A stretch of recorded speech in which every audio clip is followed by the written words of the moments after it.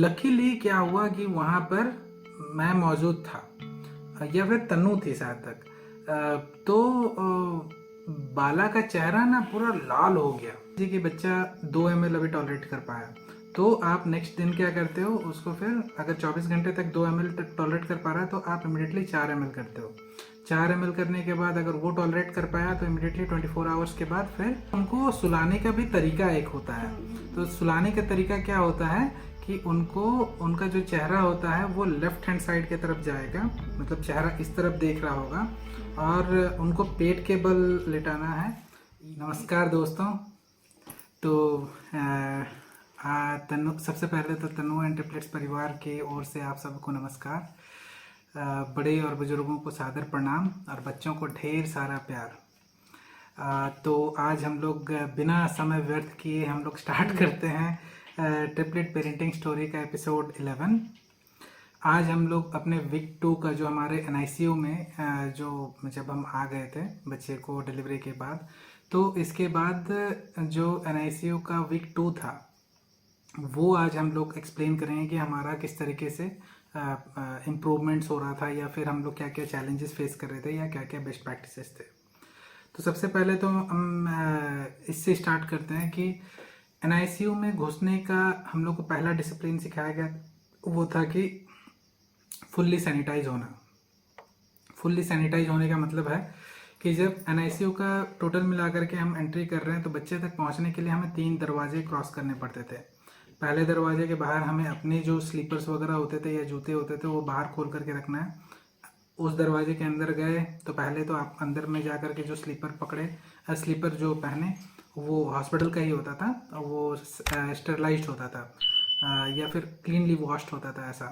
और उसको फिर क्या करना पड़ता था कि वहाँ भी एक सैनिटाइजर रखा रहता था, तो उसको पहले आपने सैनिटाइज किया। उसके बाद आप गए डोर टू को चूँकि आपने ओपन किया है तो वहाँ फिर से सैनिटाइज करना पड़ेगा आपको। और उसके बाद आपको हैंड में ग्लव्स दे देंगे, जो प्लास्टिक का ग्लव्स आता है वो दे देंगे। उसके बाद जब आप उसके बाद फिर तीसरा जब दरवाज़ा जब ओपन किए, उससे पहले आपने हैंड सैनिटाइज किया, उसके बाद आप अंदर गए तो उसके बाद आपको ग्लव्स मिलता है। वो ग्लव्स पहनने के बाद जा करके फिर से आप स्टेरिलाइज करते हैं, सैनिटाइज करते हैं। और उसके बाद जा करके आप बच्चे का बाउल या बच्चे को छू सकना या फिर, और फिर NICU में भी कैसा होता है कि आपको ज़्यादा भीड़ नहीं लगाना है, या तो मॉम या डैड या मॉम डैड दोनों एक साथ जा सकते हैं उसको छोड़ करके, और ज़्यादा वहाँ भीड़ नहीं लगाना है। और अगर फीडिंग टाइम होता है तो फीडिंग टाइम में ज़्यादा बताया जाता है कि एक मेंबर एट ए टाइम रहना चाहिए। तो इस तरीके से था। तो ये फुल्ली मतलब आप बोल सकते हैं कि जम फ्री काइंड ऑफ एनवायरनमेंट बना करके रखें। दो जम फ्री तो रहता नहीं क्योंकि you can not make it zero, right. तो फिर भी हम लोग उस तरीके से ये हमने डिसिप्लिन अडॉप्ट कर लिया था। तो ये हम लोग फिर बाद में घर पे भी ये चीज़ फॉलो करने लगे थे, और उस समय वो बड़ी वाली बीमारी भी चल रही थी। ठीक है। अब तन्नू बताएगी कि उनको रेगुलर बेसिस पे जब डॉक्टर ने कहा था कि इनको थोड़ा सा ज़्यादा जाना है वहाँ पे क्योंकि इनको फीडिंग वगैरह सब सीखना है, तो क्या क्या सिखाया गया था वहाँ पे तुम्हें? तो सबसे पहले जब NICU में एंट्री करते तो सारा सैनिटाइजेशन करते रहते थे। फिर उसके बाद बेबी को कैसे आपको कैरी करना है, फिर उसको फीड कैसे कराना है, उसके फीड के लिए सबसे पहले फीडिंग बॉटल में कैसे उसका फीड तैयार करना है। हाँ, तो उसके लिए वो प्रीनेम रहते थे ना सबसे पहले। तो सबसे पहले तो 2 चीज़ें रहती थी। एक हो गया कि मतलब पैरेलल में दोनों चीज़ें चलाई जाती थी। स्टार्ट हुआ था ये प्री नैन से ही, और प्री नैन मतलब यूजुअली प्रेफर करते हैं इसलिए क्योंकि उसमें थोड़ा सा ये ज़्यादा होता है, क्या बोलते हैं वो, मदर मिल्क के थोड़ा ज़्यादा क्लोज होता है। इक्विवेलेंट तो नहीं हो सकता लेकिन थोड़ा ज़्यादा क्लोज होता है। प्रोटीन की क्वांटिटी ज़्यादा होती है तो बच्चे का जो वेट गेन करने का कैपेसिटी बढ़ जाता है, तो वो दिया जाता था। धीरे धीरे दूसरे या तीसरे दिन से पैरेलली मदर्स मिल्क भी स्टार्ट हो जाता है। तो वो प्री नैन कैसे तैयार करते हैं? हाँ, प्री नैन के लिए सबसे पहले उसके पैकेट में डिस्क्राइब है। तो 1 टीस्पून में 30 ml हल्का गर्म पानी, ल्यूक वार्म वाटर जो होता है वो यूज तो करते वो यूज़ करते थे। और पानी तो हम लोग अभी तो बॉइल्ड वाटर ही अभी इस्तेमाल करते हैं। हाँ, नॉर्मल पानी नहीं देते हैं। नॉर्मल पानी नहीं देते हैं अभी। नहीं, मतलब अभी भी हम लोग वार्म वाटर ही देते हैं। हैं, अगर अभी भी देते हैं तो अभी तो खैर वो लोग प्रीनैन में नहीं है, अभी तो वो स्टेज पार होकर के वो लोग नैट प्रो लेकिन फिर भी जैसे कि कभी बारिश हुआ, ठंडी हुआ, तो ऐसे कच्चा पानी ठीक नहीं रहता नहीं है। रहता है। हाँ, तो फिल्टर भी पानी डायरेक्ट नहीं देते हैं, नहीं वो देते पानी हैं, सिर्फ बॉयल ही देते हैं, बॉयल ही देते बॉयल हैं। करके रखना पड़ता है। हाँ, और वो केयरिंग के लिए वो बताए थे ना, वो हाँ। उनका मैं ये कपड़ा चेंज करना और ये सारी हाँ, चीज़ों के कपड़े चेंज कैसे करते हैं और फीड कैसे कराते हैं, और फीड करते करते वो लोग का आदत है वो सो जाते थे। हाँ हाँ, फीड फीड फीड करवाते करवाते वो लोग सो ही जाते थे। और मतलब इतना देर से खेल रहे हैं, जाग रहे हैं, ये कर रहे हैं। एनएसयू का वो एक टाइम टेबल रहता था कि आपको 10 मिनट में ये खत्म करना है। हाँ, उठा के जगह के कैसे भी करना है करना है। 10 मिनट में करना है, और वो लोग 10 मिनट में 10 बार सो जाते थे। तो ऐसा होता था। और एक चीज था कि उनको सुलाने का भी तरीका एक होता है। तो सुलाने का तरीका क्या होता है कि उनको, उनका जो चेहरा होता है वो लेफ्ट हैंड साइड की तरफ जाएगा, मतलब चेहरा इस तरफ देख रहा होगा, और उनको पेट के बल लेटाना है। इस एरिया में एक मतलब लंबा पिलो हाँ, लंबा तरह का पतला सा, मतलब इतना हाइट का मैं बोल सकता हूँ। तो तो गॉज बनाते थे ना। हाँ, तो उस समय हम लोग गॉज वाला जो आता है ना, जो बैंडेज का गॉज आता है, मोटा तो गॉज मोटा वाला, तो वो हम लोग उसका पिलो बना देते थे और उसके ऊपर उसको लिटा देते थे, और उस तरफ मतलब लेफ्ट हैंड साइड में उनका मुंह फेस करना चाहिए। इस तरीके से वो लोग को सुलाना होता था। सुलाने का यही तरीका ही है, इसको छोड़ करके दूसरा तरीका आप अडेप्ट नहीं कर सकते, क्योंकि बच्चा मूव नहीं करता है। सीधा सुलाएंगे बच्चा को, अगर वॉमिटिंग आता है तो दिक्कत हो जाएगी। और इस तरीके से सुलाने से अगर वो वॉमिट भी करता है तो वो आराम से साइड में अपना निकल जाएगा, और ये पोजीशन में इजीली वो वॉमिट भी कर सकते हैं, उनको कंफर्टेबल फील होता है। तो सुलाने का ये तरीका बहुत ही ज़्यादा पेट के बल होना चाहिए, बच्चा लेफ्ट हैंड साइड फेस किया होना चाहिए। और जो होल्ड करने का तरीका होता है बच्चे का, वो यूजुअली जब आप सुलाते समय आप गर्दन को इस तरीके से पकड़ेंगे और पेट या बेली या कमर तक पकड़ेंगे, और उसके बाद जा करके धीरे धीरे रखेंगे। तो ये रहता था। और तो एक मैं जो फीड कराती थी तो 20 ml 30 ml ऐसे करके देते थे, और हर 2 से 3 घंटे के बीच में सबको फीडिंग देना पड़ता था। तो हम लोगों का जो फीडिंग का क्वांटिटी स्टार्ट हुआ था, तो डे 1 में जैसे पहले तो नर्सेस ही देती थी, पहले हम लोग को बस देखने के लिए दिया जाता था। दूसरे या तीसरे दिन से हम लोग को भी बोला गया था कि आप लोग भी देना शुरू कीजिए। तो पहला दिन जब नर्सेस ने दिए तो उन लोगों ने 2 ml पहले ये किया, और उसके बाद वो बच्चा कितना उसको रजिस्ट कर, क्या बोलते हैं उसको, क्या टर्म यूज मैंने किया था मैं भूल गया यार। तो सॉरी, रात के काफ़ी लेट हो जाते हैं और मैं ऑफिस का काम ख़त्म करता हूँ और उसके बाद काफ़ी ज़्यादा ये हो जाता हूँ, राइट। तो कितना टॉलरेट किया, तो अगर मतलब मान लीजिए कि बच्चा 2 ml अभी टॉलरेट कर पाया, तो आप नेक्स्ट दिन क्या करते हो उसको, फिर अगर 24 घंटे तक 2 ml टॉलरेट कर पा रहा है तो आप इमिडिएटली 4 ml करते हो। 4 ml करने के बाद अगर वो टॉलरेट कर पाया तो इमिडिएटली 24 आवर्स के बाद फिर 8 ml कर देते हो। तो इस तरीके से क्वांटिटी बढ़ाते हैं उसका, बच्चों का। और 20 ml जो है, अगर आपका 18 या 20 ml तक पहुंच जाता है तो वो कंटिन्यूस 2 वीक तक चलाना होगा, 18 या 20 ml है, और उससे ज़्यादा नहीं देना, क्योंकि बच्चे का जो पेट का साइज होता है बहुत छोटा होता है और उसका डाइजेशन का कैपेसिटी बहुत कम होता है। तो अब दूध पिला लिए, तो उतना कमजोर वाला बच्चा को आप बर्पिंग दे रहे हो, जो कि मैंने आपको एपिसोड 10 में बताया था कि क्यों बर्पिंग बहुत ज़्यादा इंपॉर्टेंट होता है। मैं आपको एक सिनेरियो बताता हूँ, 2 या 3 सिनेरियो बताता हूँ। सबसे पहले स्टार्ट करते हैं बाला के साथ क्या हुआ था। तो बाला को यूजुअली बर्पिंग थोड़ा सा लेट से आता था, और बेटी को बर्पिंग जो है वो काफ़ी लेट से आता है।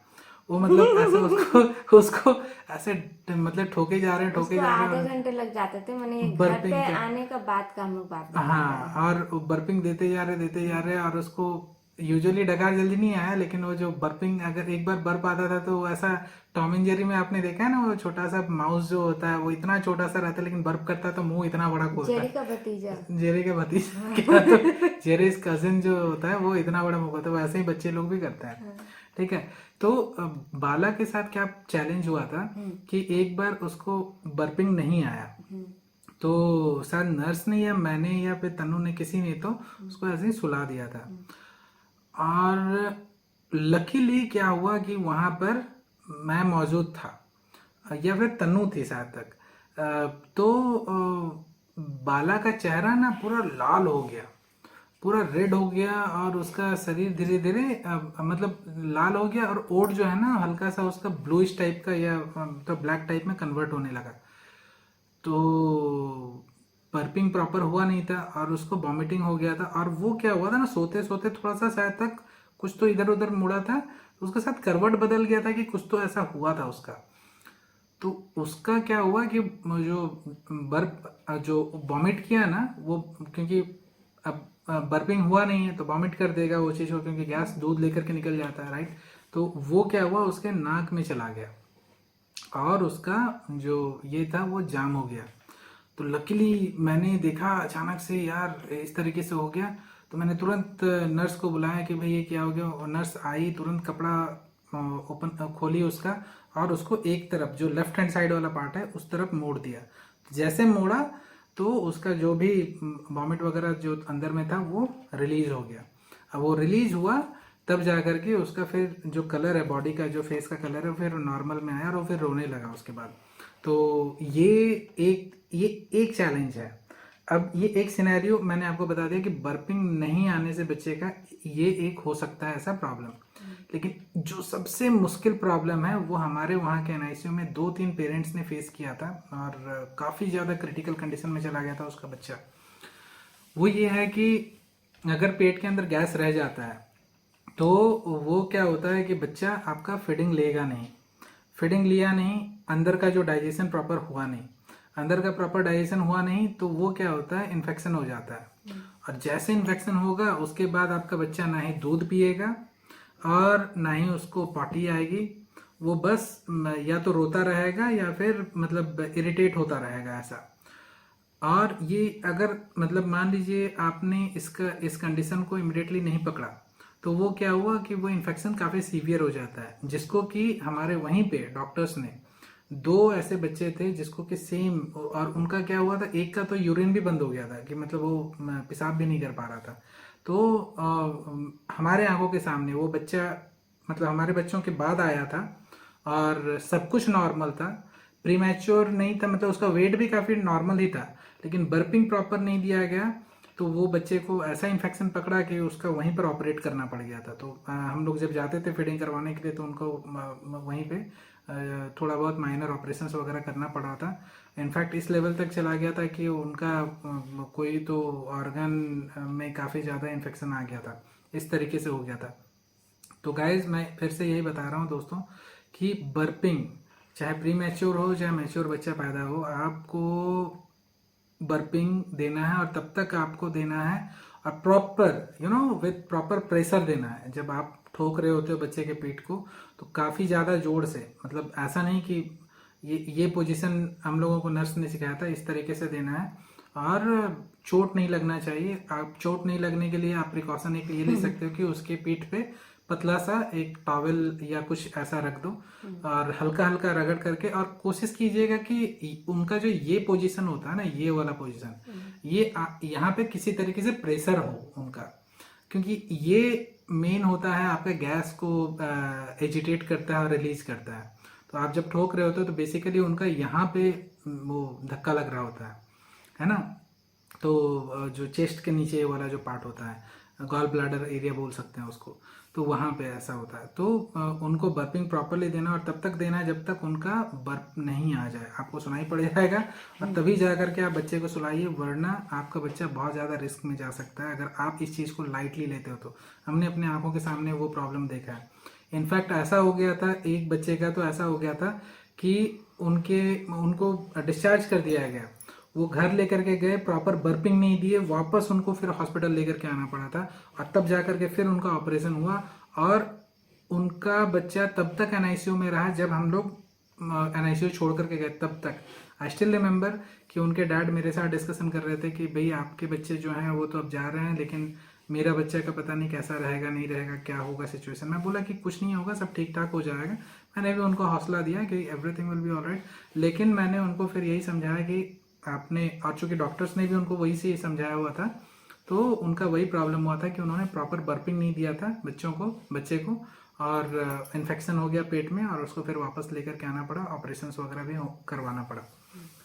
Burping is very important. मैं बार बार मैंने दोनों एपिसोड में आपको यही चीज़ बताया हुआ। प्रीनियन के साथ मदर का मिल्क चलता रहता था। मैं देने जाती थी एनएसयू में, और स्टेरलाइज जो भी कंटेनर रहता था उसमें देती थी, और दोनों साथ में पैरेलल में चल रहे होते थे। लेकिन जो छोटू है कान्हा, हाँ उसका जैसे कि वेट गेन करने के लिए बाकी सबसे उसका कंपेयर में वेट कम था। वो आधा किलो पीछे चलता था हमेशा। नहीं, उसका तो 985 था ना। नहीं मतलब जब भी बढ़ा अभी, तो वो बाकियों का वेट, अगर मान लीजिए बाकियों का वेट 2 किलो पहुंच रहा है तो इसका 1.5 किलो रहता था। हाँ, वो बात की बात है, हाँ, बाद में बढ़ बाद में रहा था। बताएंगे। हाँ। शुरू में तो उसका वेट कम था, तो उसका वेट बढ़ाने के लिए उसको एक सैचेट देते थे डॉक्टर। हाँ, वो सैचेट न्यू HMF था, उसको मदर न्यू मिल्क, HMF। हाँ न्यू HMF था, तो उसको मदर मिल्क के साथ मिक्स करके देना पड़ता था 30 ml में एक सैचेट। अच्छा, और जो कंटेनर्स होता है उसका स्टरलाइजेशन क्यों ज़्यादा इंपॉर्टेंट होता है, न सिर्फ NICU में बल्कि आप घर भी आते हो तो उसको स्टरलाइज करके प्रॉपर देते हो, क्योंकि वो बच्चे का तो इम्यून सिस्टम डेवलप नहीं होता, राइट।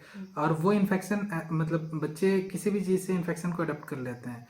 आपने कंटेनर यूज किया तो बेसिकली कंटेनर जो होता है उस समय कटोरी यूज करते हैं, आपका स्टेनलेस स्टील का कटोरी जो होता है वो रहता है, उसको आप स्टेलाइजर में डाल दिए, वहाँ पर से चिमटे से निकाले, और उसके बाद जब ग्लव्स और स्टेलाइज कर लिए तब जा करके उसको होल्ड करते हो, उसमें दूध डालते हो, और दूध को पहले आप बॉटल में बना लेते हो, उसके बाद कंटेनर में डालते हो, और उसके बाद जा करके हाँ, उस समय फीडिंग का तरीका होता था, हम लोग सिरिंज से फीडिंग करते थे, चम्मच भी यूज नहीं कर पाते थे क्योंकि बच्चे पी नहीं पाते हैं, राइट। और उनको 1 ही ml देना पड़ता है, तो आप कितना एक चम्मच में आ रहा है वो आपको अंदाज नहीं लगता है। तो मैंने एक बड़ा सा कार्टून ले लिया था, वो 1 ml सिरिंज का, और उसमें हम लोग नाप करके देते थे।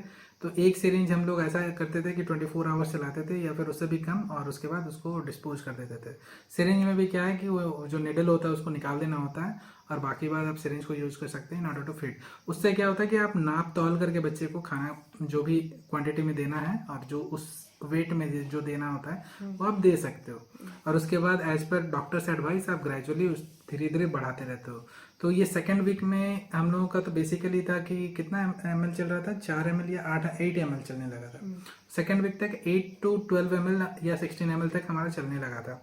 लेकिन उस समय प्रॉब्लम क्या हो रहा था कि हमारा जो कान्हा था, कान्हा का जो वॉमिटिंग होता था, तो उसका यूजुअली बच्चे होते हैं ग्रीन बाइल्स वॉमिट करते हैं। अब कान्हा का कंडीशन तो उस समय खराब था, तो कान्हा 2 तरीके का वॉमिट करता था, कभी येलो करता था, कभी ग्रीन करता था। और हर बार डॉक्टर मेरे को बुला करके ये देखिए, मैंने कहा था ना आपका छोटा बेटा परेशान करेगा, ये देखिए ये आज इसने ये वाला कलर का वॉमिट किया। तो मैं बोला भैया आप सोल्यूशन बताइए ना, आप मेरे को ये क्या दिखा रहे हैं कि भाई ग्रीन और हरा और ये पीला कर रहा है, वही तो आप बताइए कि भाई अगर हरा हुआ है तो उसका प्रॉब्लम क्या है, सोल्यूशन क्या है। बाद में मैंने थोड़ा अपना रिसर्च किया तो पता चला कि प्री मैच्योर बच्चे यूजुअली ग्रीन बाइल करते ही हैं, मतलब वॉमिट करते ही हैं। येलो जो होता है तो उनका थोड़ा सा मतलब ऐसा हो गया था कि वो जो सैचेट मिक्स करके दिए थे उसको डाइजेस्ट नहीं हुआ था, तो सैचेट बंद कर दिया गया उसको। इनफैक्ट एक दिन 24 आवर्स उसको कम्प्लीटली मिल्क से हटा करके रखा गया था, उसको सिर्फ ग्लूकोज और वो जो भी होता है वो दिया जा रहा था, क्या बोलते हैं उसको, ORS टाइप का जो कुछ भी उनका रहता है वो दिया जा रहा था, बच्चे लोगों के लिए होता है वो दिया जा रहा था, थ्रू वही नाक के थ्रू उनका जो लगा दिया था उनके थ्रू दिया जा रहा था। और तो सिरिंज फीडिंग हो गया। अब हम लोगों ने प्लान किया हुआ है, मैंने और तनु ने, कि हम लोग अब जो भी वीडियोस बनाएंगे भले वो लिमिटेड, क्योंकि मैं और तनु स्पेसिफिकली मैं जब बोलना शुरू करता हूँ ना, चूंकि मैंने वो जिंदगी जिया है तो मुझे भी ऐसा लगता है कि मैं कहीं तो जा करके कुछ बोलो, शेयर करो, राइट। हाँ नहीं, तुमने भी जिया, मैं आपने भी जिया है, बट मैं ये बोल रहा हूँ कि मेरे को ऐसा लगता है कि मैं कहीं बोलूँ, तो मैं एक बार बोलना शुरू करता हूँ तो मेरा खत्म ही नहीं होता है वो कहानी। तो इसीलिए तन्नू ने स्ट्रिक्टली मेरे को बोला हुआ है कि भैया इसको जितना कम से कम टाइम में रखिए, और लेट्स कीप इट टू कि भाई लिमिटेड इन्फॉर्मेशन जो भी है वही देना है, और जो बाकी के रहेंगे वो नेक्स्ट एपिसोड में देंगे। तो हम ये सेकेंड वीक का हो गया, इसमें हमने एक चैलेंज फेस किया था जो कि हम आपको एपिसोड 3 में मतलब एपिसोड कितना 12 में बताएंगे, तो ट्रिपलेट पेरेंटिंग स्टोरीज के एपिसोड 12 में बताएंगे। वो था कि डॉक्टर्स ने हमें कुछ कारणवश जैसे कि हम लोगों ने क्या किया था ना कि होटल में शिफ्ट कर लिए थे, तो डॉक्टर ने कुछ कारणवश फिर हमें वापस कहा कि आपको हॉस्पिटल में के नज़दीक में ही रहना पड़ेगा। तो मैंने पहले तन्नू को जब इनका कंफर्ट जोन देखा, उसके बाद सारा चीज़ तो नज़दीक में एक होटल बुक कर लिया था। लेकिन और क्योंकि इनके हॉस्पिटल के नज़दीक में होटल्स नहीं थे, ऐसे ही छोटे छोटे घर बने हुए थे, वहीं पर रहना होता, वो वॉकेबल डिस्टेंस है। लेकिन जो होटल था वो लगभग 5 किलोमीटर दूर था, तो मुझे ड्राइव करके जाना आना पड़ता था। तो अब चूँकि इनको भी कैसा हो रहा था, कुछ कुछ कारण थे जो कि मैं अभी ये नहीं करूँगा, फिर टाइम कंज्यूम होगा, तो अगले एपिसोड में बताऊँगा। और अगले एपिसोड में हम 2-3 चीज़ें कवर करेंगे। एक है हो गया कि जो एकोमोडेशन और शिफ्टिंग का प्रॉब्लम, और हमने इस समय डॉक्टर से रिक्वेस्ट किया था कि क्या हम अपने बच्चों को घर ले जाएंगे, क्योंकि 2 हफ्ते हो चुके थे, अब 2 कितना हफ्ते रुकते हैं? तो डॉक्टर ने कुछ स्पेसिफिक कारण थे जिसके कारण हम लोग को मना किया और जिसके कारण हम लोग को एक्सटेंड करना पड़ा। और वो जर्नी कैसा था, और उसके बाद फिर हम लोग कवर करेंगे कि हमारा वीक 3 का जर्नी, क्योंकि हम टोटल 4 वीक NICU में रहे थे। और तो किस तरीके से हमने वो कवर किया, उसके बाद मैं आपको ये भी बताऊंगा कि भाई इंश्योरेंस वगैरह किस तरीके से कवर किया जाता है, तो ये सारे हम एपिसोड्स में कवर करेंगे। तो अगले एपिसोड में हम लोग एकोमोडेशन प्रॉब्लम और शिफ्टिंग का जो प्रॉब्लम है वो, और बेबी को क्यों घर नहीं ले जाना था, या तन्नू को नींद भी आने लगा तो ये कवर करेंगे।